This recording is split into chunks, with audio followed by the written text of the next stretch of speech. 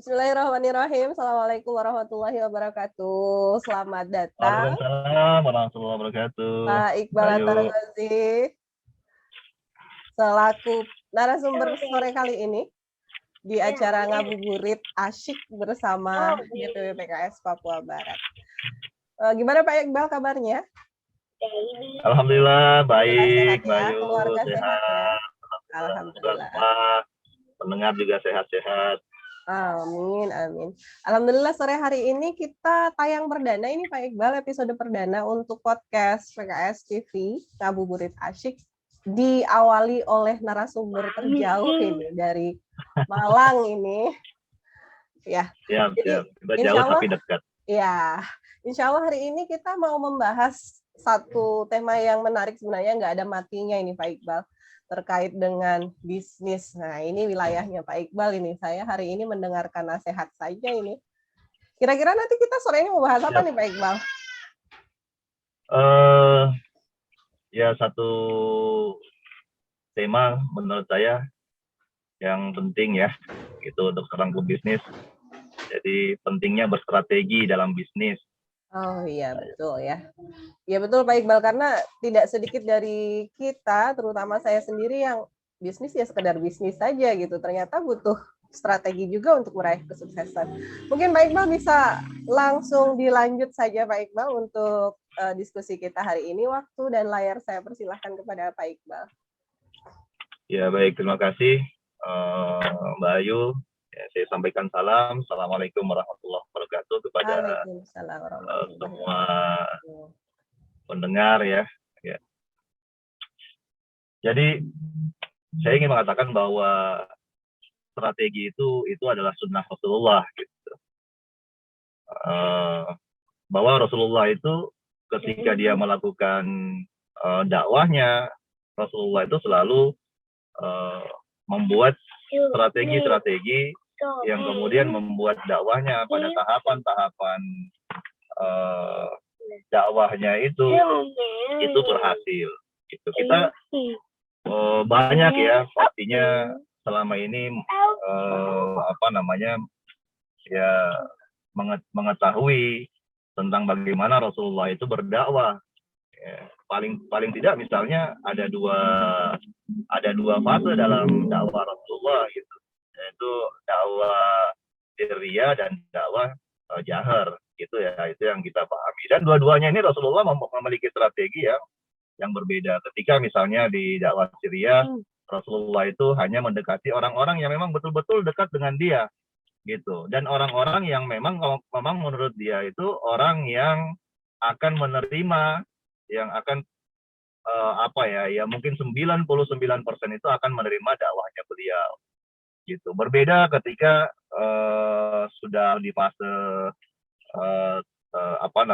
jahar, itu di fase yang lebih terbuka gitu, Rasulullah sudah langsung berdakwah di tempat-tempat terbuka gitu. Jadi bisnis pun juga saya kira ya harus berstrategi gitu, karena pun bisnis kita itu kan tidak langsung besar ya gitu ya. Bisnis kita itu juga dia menaiki anak tangga, tidak tiba-tiba langsung besar gitu. Semua bisnis yang kita temui besar pada hari ini itu memulai bisnisnya dari sesuatu yang kecil. Itu pun misalnya ada bisnis baru yang tiba-tiba besar, tetapi kita lihat orang yang ada di belakang bisnis itu, mereka memulai bisnis mereka pasti dari sesuatu yang lebih kecil gitu. Saya kira kisah sukses pebisnis banyak kita baca gitu ya, banyak kita tahu ya bagaimana mereka memulai bisnisnya itu dari kecil. Semuanya tentunya baru bisa berjalan ketika strategi itu dilakukan gitu, Mbak Ayu. Jadi yang membedakan bisnis itu kita bisa paling tidak ada dua hal gitu ya. Kalau kita melihat yang ada bisnis yang ada di sekeliling kita. Misalnya ada apa namanya, ada kios gitu. Ada kios yang kita dulu pernah belanja di sana, ya, lalu kemudian kita datang 5 tahun lagi ke situ, ternyata kiosnya masih sama seperti itu, tidak berubah, warnanya tidak berubah gitu, orangnya aja yang berubah karena menjadi lebih Berganti. tua ya. Gitu, yang tadinya rambutnya hitam sekarang rambutnya putih gitu, orangnya saja yang berubah. Nah, kita juga bisa melihat di antara apa namanya, bisnis-bisnis yang ada di sekitar kita, ada yang dia itu bertumbuh gitu. Yang tadinya dia kios biasa, sekarang dia menjadi toko, bahkan mempunyai cabang di mana-mana. Gitu. Ada juga yang seperti itu. Gitu. Apa yang membedakan? Gitu. Yang satu, kalau menurut saya, yang satu itu memang dia menjalankan bisnisnya itu mengalir apa adanya, gitu. Ya mungkin dia merasa qanaah gitu ya dengan bisnisnya, gitu. Nih, qanaah tidak pada tempatnya. Yang satu punya obsesi terhadap bisnisnya gitu. Dia tidak merasa cukup dengan kios. Ketika misalnya kios punya omset 100.000 sehari, dia berpikir bagaimana caranya supaya omset kios saya ini menjadi 200.000, 300.000, 1 juta gitu. Ketika dia bertumbuh terus, ya dia akhirnya karena yang namanya pertumbuhan itu hampir tidak mengenal kata batas gitu, Mbak Ayu. Nah, inilah yang kemudian akan membedakan dua tipe orang ini, ya. Ini tadi. Yang satu punya goal, punya target, ya, punya tujuan, punya obsesi dalam bisnis, yang satu enggak punya. Iya. Gitu. Nah, itulah yang membedakan, itulah yang kemudian membuat strategi ini sangat penting gitu dalam ini dalam bisnis, sangat urgent dalam bisnis. Jadi gitu, Mbak Ayu. Tapi ada pertanyaan menarik, Pak Iqbal. Kalau tadi dibilang semua pebisnis itu baiknya punya goal, kemudian bisa menyusun strategi. Nah, masalahnya kan nggak semua orang yang memiliki bisnis atau yang memulai bisnis itu bisa membuat strategi untuk usahanya. Gimana tuh menurut Pak Iqbal? Kata kunci saya belajar gitu ya. Jadi seorang pebisnis itu haruslah menjadi seorang pembelajar yang baik gitu. Seorang pebisnis itu tidak boleh cepat puas gitu. Dan memang harusnya begitu gitu. Nah, kalau dia pebisnis itu kalau dia cepat puas, saya pikir dia bukan pebisnis ya gitu. Ya, dia mungkin orang yang menjalankan usaha aja gitu. Nah, yang pertama yang harus dimiliki oleh seorang pebisnis itu target gitu. Ini sangat penting. Kalau bisa setiap tahun itu dia menentukan targetnya. Ya. Jadi misalnya dia menentukan target omset saya dalam tahun ini itu 100 juta gitu. Dia punya tujuan nih ketika dia berbisnis. Nah, ketika dia menentukan targetnya, maka mau tidak mau pasti dia akan menentukan strategi apa yang akan dia lakukan untuk mencapai target tersebut gitu. Nah, kalau orang tidak punya goal gitu ya, ini saya sampaikan, sekecil apapun bisnis kita gitu, sekecil apapun. Kalau kemudian misalnya kita tidak bisa menentukan target tahunan, tentukanlah target bulanan gitu. Kalaupun misalnya, aduh ini kok skala bisnis saya masih terlalu kecil ini untuk menentukan target bulanan, target harian tentukan gitu. Supaya Anda berpikir bagaimana caranya target itu bisa kita capai. Gitu, bisa menentukan strateginya. Oh, kalau saya mau mencapai target ini, ya, yang harus saya lakukan itu ini yang harus saya lakukan. Gitu. Nah, saya misal dengan skala bisnis saya seperti ini. Jadi ada hal yang menarik nih. Ada hal yang menarik lagi ya. Terkait dengan bisnis teman-teman ya, orang-orang dekat saya ya. Jadi ada orang yang dia sudah memulai bisnis minimarketnya itu sudah lama gitu. Sudah lama. Menurut saya tempatnya cukup strategis, itu bagus ya dari sisi lokasi. Tetapi hari ini dia bahkan untuk operasionalnya kesulitan gitu. Nah, ini ada satu lagi ya, teman saya, orang dekat saya ya, satu lagi yang dia baru bisnis minimarket itu 1 tahun gitu, di tempat ya Mbak, menurut saya tidak inilah apa namanya yang tidak jelek-jelek amat gitu. Tetapi pada saat ini itu omset hariannya itu sudah belasan juta. Omset hariannya itu sudah baru 1 tahun dia berbisnis. Nah, saya ngobrol lah ya, saya ngobrol. Ini kalau sudah seperti ini apa namanya? Udah besar ini itu bisnisnya, ya kan? Berarti kalau anggaplah 10 juta sebulan, dia udah 300 juta dalam sebulan, sehari 10 juta, berarti hari 10 juta. bulan udah 300 juta kan? Itu setahun sudah 3,6 miliar gitu. Dia naik sedikit, dia udah PTKP ya, jadi sudah perusahaan kena pajak itu dia. Ya. Sudah PKP perusahaan kena pajak. Nah, yang menarik ketika saya ngobrol sama beliau ini, dia menyampaikan, saya itu baru tahu ilmunya. Jadi di dalam toko saya ini itu tidak ada uang saya gitu. Ini semuanya titipan orang. Itu. Ini semuanya titipan orang. Jadi buat saya sekarang ini, saya bisa menentukan kalau saya membuat strategi seperti ini, hasilnya itu akan segini. Misalnya dulu awal-awal ketika dia buka ya, itu dia sudah target, saya 1 hari harus 3 juta gitu. Apa yang saya lakukan? Ini saya lakukan.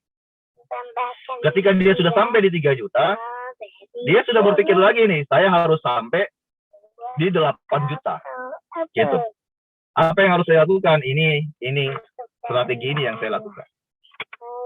Ketika di 8 juta, dia sampaikan nih, dia kan katanya sudah menyerahkan ke anaknya. Dia sampaikan ke anaknya, nak, ini kamu masih bisa sampai di angka 13 juta nih. Sekarang kan dia sudah 11 juta ya, di 13 juta. Kalau kamu melakukan ini. Gitu. Jadi ini kalau menurut saya inilah yang kemudian membedakan. Kalau yang satu mungkin dia nggak punya target. Gitu Mbak Ayu. Ketika misalnya di awal-awal dia buka dapat 5 juta sehari, wah itu sudah membuat dia puas. Gitu. Sudah membuat dia senang. Ya? Senang. Iya, sudah senang kan? Apalagi kalau dibanding-bandingkan dengan yang lain. Wah, ini dapat 5 juta, yang lain hanya 1 juta gitu. Sudah dipuji itu. Puas lebih awal, akhirnya dia tidak berpikir bagaimana dia mengembangkan bisnisnya itu. Gitu. Nah, saya kira ini sebuah apa namanya contoh profil yang baik. Di awal ketika dia membuat bisnis, dia sudah punya target duluan. Gitu. Itulah yang kemudian membuat dia mampu berpikir bagaimana strateginya untuk mencapai target itu Mbak Ayu. Jadi saya kira kalau untuk teman-teman nih yang pemula bisnis sudah berjalan, tidak ada alasan untuk tidak membuat target gitu. Tidak ada alasan. Apalagi kalau kemudian Anda pebisnis muslim gitu ya. Gitu. Jadi tipsnya Pak, berbagi tips Pak untuk kita supaya bisa menyusun strategi bisnis yang bagus nih, yang tepat sasaran. Belajar. Tadi itu belajar ya. Ya, jadi sekarang ini banyak sekali ya, apalagi di era COVID ini kelas-kelas bisnis gitu yang sedang banyak dibuka ya. Dan ini menjadi sebuah kesempatan kalau menurut saya, karena akses itu menjadi lebih mudah. Kalau dulu ya kita mau belajar kelas bisnis itu harus terbang, itu harus mendatangi lokasi tertentu dengan biaya yang sangat besar. Kalau sekarang ini ya Masya Allah ya, kalau sekarang ini semuanya menurut saya untuk belajar ya itu sangat dimudahkan. Jadi ya Anda harus menjadi pembelajar yang baik gitu. Belajar. Kalau tentang bagaimana membuat strategi ini, ada ilmunya gitu Mbak Ayu. ya minimal ada apa sih namanya POAC itu ya, planning, organizing, ya POAC Ya, itu ya, manajemen. evaluating dan controlling gitu itu dalam bisnis. Itu harus itu dilakukan. Lakukan aja itu, paling itu sederhana itu. Anda buatlah perencanaan dalam bisnis Anda. Yang pertama tentukan target dulu deh. Gitu. Apa target bisnis Anda di tahun ini? Anda tentukan. Yang paling mudah target itu adalah dalam bisnis itu adalah omset. Itu yang paling mudah. Tentukan berapa omset yang Anda inginkan di tahun ini. Gitu. Tentukan itu. Lalu kemudian setelah itu Anda buat perencanaannya, ya. Strateginya apa untuk mencapai target itu. Kalau Anda buat dalam 1 tahun, maka Anda turunkan target itu ke bulan. Itu. Sangat baik kalau kemudian Anda bisa lebih detail gitu menurunkan itu Spesifik ya. sampai ke target harian. Iya, Itu jauh lebih powerful kalau menurut saya. Gitu. Kalau bisa menjadi target harian. Lalu kemudian setelah membuat planning itu, ya, Anda membuat organisasinya ini akan seperti apa nih, gitu. Nanti ketika menjalankannya ini akan seperti apa sih organisasinya? Yang melakukannya itu siapa nih? Yang mengeksekusinya siapa? Siapa dia sebagai apa gitu ya dalam organisasi itu, di organizing ya. Nah, lalu kemudian setelah itu lakukan eksekusi, gitu. Jangan banyak mikir, ya. Jadi langsung dilakukan. Jadi langsung lakukan aja. Nah, nanti sambil berjalan kita akan menemukan apa namanya ya pengayaan lah gitu dalam bisnis yang itu nanti akan perlu untuk kita evaluasi. Ya, setelah berjalan itu ya sudah kontrol dengan baik gitu, di situ. Pastikan bahwa apa yang sudah direncanakan itu tercapai. Itu. Kalau kemudian dia tidak tercapai, dievaluasi apa yang membuat dia tidak tercapai. Gitu. Lalu kemudian fokus untuk menyelesaikan persoalan-persoalan yang membuat dia itu tidak tercapai. baik, Gitu. baik. Ya sederhananya begitu. Kalau lebih expertnya kelas-kelasnya banyak sekarang. Ya, gabung di apa? Gabung di pengusaha PKS lah. Oh, Gitu. ada ya Karena Sat nanti ya? insya Allah ada. Jadi kita saat ini sedang mempersiapkan mentor-mentor bisnis yang insya Allah mereka capable. Kenapa saya katakan capable? Karena omsetnya sudah 60 juta sebulan. Gitu. Iya. Omset tahunannya sudah di angka 700 jutaan.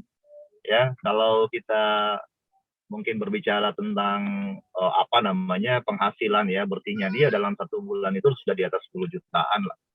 Gitu. Berarti tercover sebenarnya kalau seandainya pengusaha-pengusaha muda pengen belajar itu di PKS ada wadahnya ya Ustadz ya? Insya Allah ada. Dan memang kita punya target untuk pengusaha kita ini, pengusaha nasional itu sangat besar gitu. Kita butuh ada 5 jutaan pengusaha agar kemudian Indonesia ini menjadi Indonesia yang lebih mandiri, yang lebih baik gitu, yang tidak bergantung kepada apa namanya negara-negara lain ya gitu. Jadi kita yang katanya Indonesia ini berdiri di atas kaki sendiri, ya itu tadi. Kalau jumlah pengusahanya masih sedikit Indonesia ini, maka saya kira itu ya akan sulit lah ya Indonesia ini berdiri di atas kakinya sendiri. Gitu. Baik, Ustadz. Target kita besar. Siap. Nanti insya Allah kita sambung diskusi lagi kapan hari, nanti lain waktu sama dengan membahas tema yang berbeda pula insya Allah. Terima kasih untuk waktunya hari ini. Salam untuk keluarga Dek Uwais. Salam tuh. Dadah. Ya.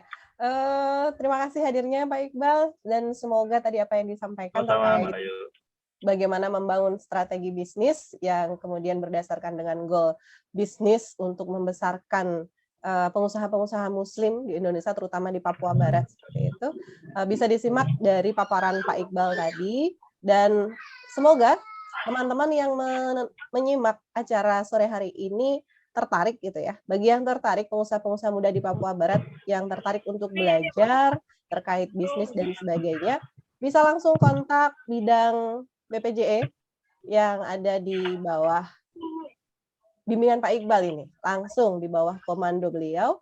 Nanti Kui langsung datang ke sekretariat atau kantor DPP PKS Papua. Terima kasih atas atensi teman-teman semuanya. Selamat sore dan kita persiapan berbuka. Selamat berbuka untuk hari ini. Kita akhiri bersama. Saya Ngesti Wihayu undur diri. Pak Iqbal, terima kasih. Mbak Vicky, terima kasih semuanya. Ya, terima kasih Mbak Ayu atas waktunya. Assalamualaikum warahmatullahi wabarakatuh. Waalaikumsalam warahmatullahi wabarakatuh.